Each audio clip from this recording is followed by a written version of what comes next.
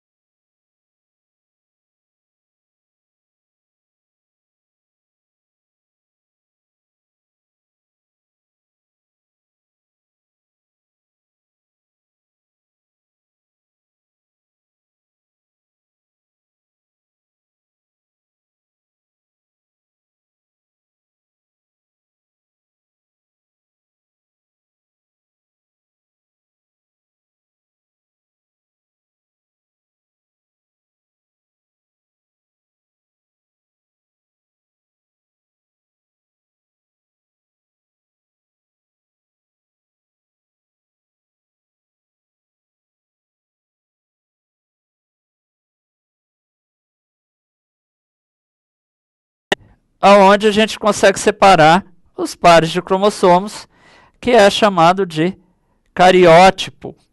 Tá? Esse cariótipo, então, é esse mapa que a gente usa e a gente consegue identificar a presença ou não de cromossomos extras. Tá? Aí, para vocês, o cariótipo, até bonitinho, colorido, né? Onde eu consigo separar os pares por cor e por tamanho, principalmente. Vocês podem notar que o par 1 ele é extremamente grande em comparação ao par 22, que é extremamente pequeno. Os pares de 1 a 22 são chamados de autossômicos. Ou seja, são aqueles que vão determinar tudo do nosso corpo, com exceção do sexual, que sempre vai ter indicação de um par sexual. E aí vem um outro cariótipo aqui, que vai ficar um pouquinho por cima do que eu escrevi, que é um cariótipo masculino. Eu pus só para diferenciar. Aqui o par XX e aqui o XY. Eu não posso falar par XY, lembra? Tá? Eu não posso falar par XY, porque o Y é morfologicamente diferente do X. Tá? Deixa eu só reescrever aqui em cima. Autossômico.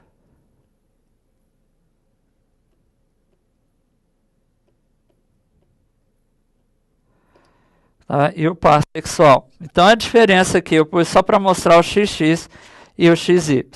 Esses dois cariótipos são de pessoas normais. Como é que é feito o cariótipo? Pega-se a célula na metáfase, lá na divisão celular, congela a metáfase e vai separar esses cromossomos, tá? Vamos falar então da uma importância maior, as aneuploidias. Quando eu falo de aneuploidia, eu estou falando de perder ou ganhar um cromossomo todo. Tá? Passou disso, 2, 3, aí já não é aneuploidia, já é euploidia. Tá? Então, perda ou ganho de um cromossomo é uma aneuploidia. Até porque se perder 2, 3, ou ganhar 2, ganhar 3, se torna inviável. Tá?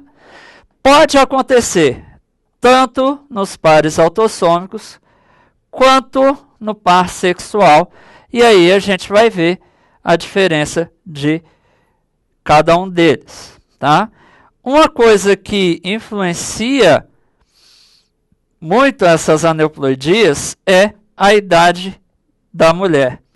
Antigamente se falava 35 anos, mas hoje a gente pode afirmar que com mais de 40 anos, a mulher apresenta um risco elevado de gerar alguma malformação dos gametas, tá?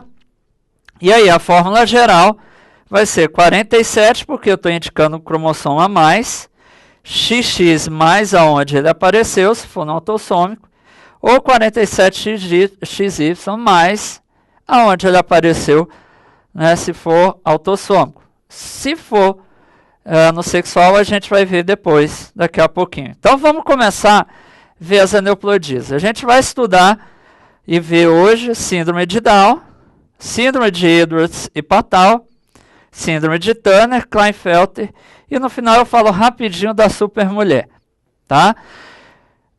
Os nomes da síndrome geralmente estão relacionados a quem escreveu pela primeira vez a síndrome, tá? Quem fez todo o estudo genético da síndrome. Então vamos começar com a síndrome de Down. Síndrome de Down é uma das mais conhecidas das três que a gente vai ver hoje, que são as únicas viáveis. Ele é a que permite vida longa, tá? É a que traz menos problema. Por quê? Porque o cromossomo 21 é um cromossomo extremamente pequeno, tá? Quanto maior o cromossomo, maior o número de problemas. Então, a trissomia do cromossomo 21. A fórmula 47XX mais 21 ou 47XY mais 21 se for o menino, tá? Pessoas com síndrome de Down a gente consegue achar fácil, ver na rua tranquilo, né? Uma síndrome relativamente comum, tá? Quais são os sintomas? Olhos amendoados, e aí já vou mostrar a foto, baixa estatura, mãos e pés achatados e pequenos, pescoço de aparência larga e achatada, quase sem pescoço mesmo. A orelha pode ter uma implantação baixa, tá? Mas não é uma regra, pelo menos em Down, tá? Você pode ter implantação baixa da orelha. O músculo é fraco, tá? Por isso a hipotonia, né? Eles são fracos, né? Eles não têm muita força por causa da diminuição dessa força, tá? Podem apresentar problemas cardiovasculares, problemas respiratórios e eles têm uma lentidão notada no processo de aprendizagem, tá? E o que é mais comum é o seguinte, a palma da mão, e aí eu vou desenhar uma mão bem mal desenhada, 3, 4, 5, a palma da mão deles só tem uma linha, deixa eu até trocar de cor aqui a linha, tá? Botar uma linha média dividindo essa palma em duas. No nosso caso, a nossa palma da mão tem um M dividindo a palma da mão. Se você olhar só a palma, você vai ver que ela tem um M, tá bom? Vamos ver uma foto. Só voltar primeiro, voltei, vamos lá. ver uma foto, mas antes é só falar o seguinte, existem duas formas. Essas trissomias autossômicas que a gente vai ver, tem duas formas. Ou ela é pura, ou seja, o problema foi no gameta, ou ela é mosaica, tá? Ou seja, ela apareceu depois da fecundação. Os gametas eram normais e por algum problema depois da fecundação rolou o que a gente chama de mosaicismo. Tá? E dependendo da fase de onde ocorre o mosaicismo, o grau de comprometimento muda em relação ao Down puro. Tá? Então ela foi descrita em 1966 pelo médico inglês John Langdon Down. Tá? Olha a foto tradicional do Down. Repara que os olhos, né, aqui, que ele chama de olhos amendoados, aquele olho que lembra um olho asiático, tá? Ele lembra o olho asiático. Hoje em dia não se fala mongoloide, tá? Porque se fazer essa relação deles com o pessoal da Mongólia. Hoje em dia não se faz isso, tá? Isso daí é um crime fazer essa comparação. Mas esse desenho facial como um todo é característico da pessoa com síndrome de Down. Tá? Ela tem, então, todas as características internas e externas. Do lado direito aparece o cariótipo aí. A gente vai vendo, ó, par 1, par 2, par 3, par 4, chegou lá no 21, onde deveriam ter 2, tem 3 cromossomos, né? E aí desenvolve tudo isso que a gente viu aí. Expectativa de vida é alta, eles são muito carinhosos, mas eles também são muito sem pudor, tá? Eles têm problemas, né, com a questão sexual, tá? Porque eles não têm aquele pudor, né? Então às vezes eles não medem algumas consequências e isso pode dar problema, tá bom? A outra síndrome, a outra trissomia viável dentro das autossômicas é descrita como síndrome de Edwards, é trissomia do cromossomo 18. E aqui, como ele é um cromossomo maior, a gente vai ver lá no cariótipo, traz mais problemas, tá?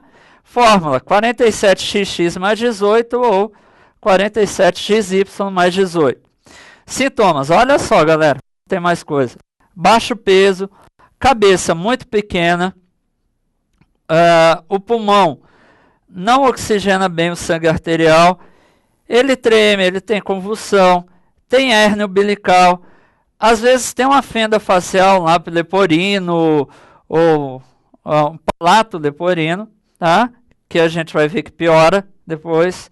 Problema na formação do sistema digestório, solas arredondadas dos pés, e ele fica com pernas que a gente chama de pernas em cadeira de balanço, tá? Tem problemas graves em órgãos fundamentais como o coração. E 95% dos bebês com síndrome de Edwards morrem antes mesmo de nascer, tá? Mas entre 5% e 10% chegam a completar o primeiro ano de vida.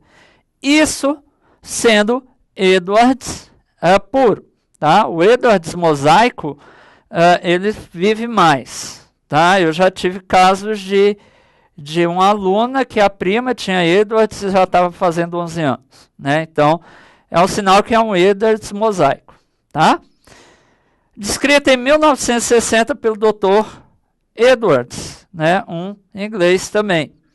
Tá? Então, ele também apresenta mosaicismo. Tá aí algumas fotos, tá? Você vê a implantação baixa da orelha. Aqui destacando para vocês a perna em cadeira de balanço. A mão, ela fica fechada dessa forma, tá? Onde o indicador é maior que o dedo médio. Ele e o polegar se fecham, né? E o dedo indicador consegue se sobrepor ao dedo médio, tá? E aqui está o cariótipo. Olha o tamanho do 21 e olha o tamanho do 18, que é onde apareceu a trissomia. Essa diferença de tamanho faz mais estrago e a gente viu aí. A próxima trissomia que a gente vai ver chamada de síndrome de Patau, ela é a trissomia do cromossomo 13, tá? Onde eu tenho a fórmula 47XX mais 13 ou XY mais 13. É a última autossômica que é viável, tá? Sintomas. Globo ocular pequeno, em alguns casos apresenta só um globo ocular, tá? Ele tem uma má formação que a gente chama de ciclope, tá? Pode aparecer aí. Fenda no palato labial, tá? E no palato do no céu da boca, no palato, tá? Lábio leporino, palato leporino. Tem polidactilia, tá? O maior número de dedos. Ele vai ter 6 ou mais dedos, tá? Por causa desse cromossomo a mais. Tem má formação no sistema nervoso central e no sistema urinário reprodutivo. Lógico, se ele tem problema no sistema nervoso central, ele vai apresentar retardo mental, vai ter problema de rins, que eles são policísticos, e problemas cardíacos. Ou seja, tem um índice de morte em torno de 95% até 2 anos de idade. Tá? Foi descrito pelo geneticista alemão Klaus Patau e também pode se apresentar em caso de mosaico, mas aí é um pouco mais raro que os outros dois que a gente viu. Vamos ver aí algumas fotos para vocês entenderem melhor. A síndrome de Patau, olha o tanto de problema que ela carrega. Ó, tá aqui uma fenda muito avantajada. Aqui, nesse outro menino do meio também, a fenda tanto do lábio leporino quanto do céu da boca, do palato, tá? Aqui o caso de polidactilia, né? Esse aí é um dedo a mais. Aqui mostrando polidactilia nos pés, tá? Então vocês vão perceber que, ó, das trissomias que a gente está falando, é o maior cromossomo. Então ele acarreta o maior número de problemas, tá? Vamos avançar agora para as trissomias ou nulossomias do par reprodutivo para ver o que vai acontecer. Vamos lá então. Síndrome de Klinefelter. Essa é uma síndrome muito comum, só atinge homens, tá? Você não vai ter Klinefelter em mulheres, por uma questão óbvia. Porque a síndrome de Klinefelter é o surgimento de um cromossomo X aonde ele não deveria existir, já que tem o Y, tá? Então a fórmula é 47XXY. Normalmente, por exemplo, nós homens, o nosso X se desfaz, né, e ele fica ativo. Nesse caso, vai aparecer um X a mais, um corpúsculo de Barr a mais, e ele não vai se descondensar. Né? Isso vai trazer um pequeno probleminha para homens. Tá? Do tipo, baixo nível de testosterona. Se tem baixo nível de testosterona, eu tenho pouco pelo corporal e pelo facial. E eu vou ter também o desenvolvimento incomum das mamas, chamado de ginegomastia, tá? O crescimento das mamas. As características sexuais secundárias são pouco desenvolvidas, tá? E como ele tem deficiência de testosterona, ele não desenvolve bem os testículos e vai causar uma produção mínima, tá? Às vezes nula, de espermatozoides. Pessoas com essa síndrome têm um leve retardo mental, tá? E vai ter um pouco de dificuldade no aprendizado. Tá? Além disso, vai ter a mão, né? As mãos vão ser mãos um pouco desproporcionais ao resto do corpo, tá? Que eles têm dedos longos e uma palma da mão um pouco maior. Tá? E essa é a sintomática geral. Agora a gente vai ver uma foto de um cariótipo, tá, de Klinefelter.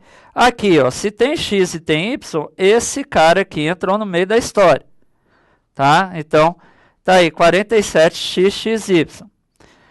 Tá? O que que essa trissomia traz para nós?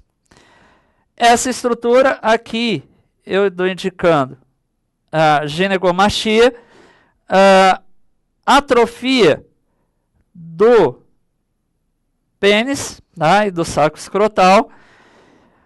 O padrão de pelo pubiano, quando ele tem, vai ser um padrão que lembra o padrão feminino. E ele em si, se você acompanhar a linha do corpo aí, ele não tem ombro largo, ele tem uma linha, um corpo que lembra um corpo feminino, tá? Formas mais afeminadas, tá? Então essa é a característica de Klinefelter. Já a síndrome de Turner vai atingir só mulheres e é uma nulossomia, ou seja, a perda de um cromossomo X. Então a fórmula fica 45X. Tá? Esse médico aí, né, o Dr. Turner, diz a história, né, diz a lenda, que ele usou a mulher dele para descrever a doença. Mas isso aí não é comprovado. Tá? Mas diz que foi a mulher dele que apresentava esses sintomas e ele descreveu a síndrome, melhor dizendo. Principal, baixa estatura. Tá?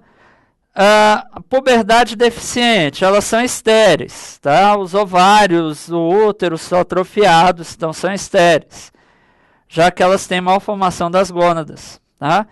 Infertilidade, problemas cardíacos e o que a gente chama de pescoço alado. E vocês vão entender na fotinha que se vai aparecer daqui a pouquinho. Tá? Então foi descrito pelo médico americano Henry Turner em 38.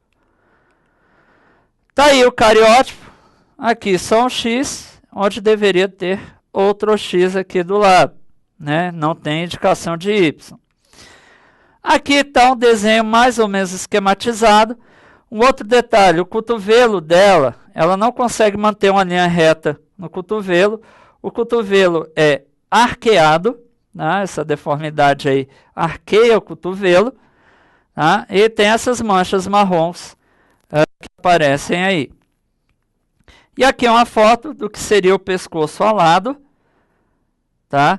Essa característica facial também é comum a todas as mulheres que têm síndrome de Turner. Beleza?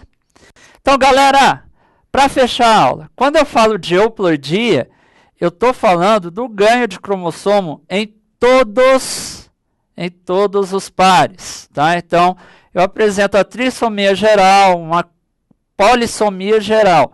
Tá? Eu ganho mais um, mais dois, mais três cromossomos, quantos tiverem. Tá? Então, o mais comum de euploidia é uma trissomia geral menos do sexual. Tá? Então, os autossômicos, todos, em vez de ter dois, vão ter, tá? Em vez de serem pares, serão tríos. Faltou falar aí da supermulher. Supermulher, o que é também chamado de síndrome do triplo X. Não é que ela vai sair por aí voando, né? Visão de raio-x, aquela coisa toda. Mas ela tem um cromossomo X a mais. Então, em vez dela apresentar um corpúsculo de par, ela apresenta dois. Tá? E ela vai ter um leve retardo mental, problema na coordenação motora fina. Mas, olhando em si, aparente, por fora, ela é uma mulher normal. Só que na hora de reproduzir, ela pode dar problema. Ou ela pode dar origem a uma outra supermulher, ou ela pode dar origem à síndrome de Klinefelter, se for um menino. Tá? Mas ela tem chances de ter filhos normais também. Bom, galera, espero que vocês tenham gostado da aula. Foi uma aula informativa. Isso aí pode aparecer em concurso, sim. Tá? Pode se cobrar essa questão da variação do cromossomo todo e não só de uma parte de um gene. Tá? Mas vocês viram que é tranquilo, é bastante simples. Se tiver com dúvida, reveja essa aula, pegue outros materiais de consulta. Se ainda persistir dúvida, manda para mim no fórum, que eu tenho o maior prazer de responder para vocês. No mais, um abraço e até a próxima aula.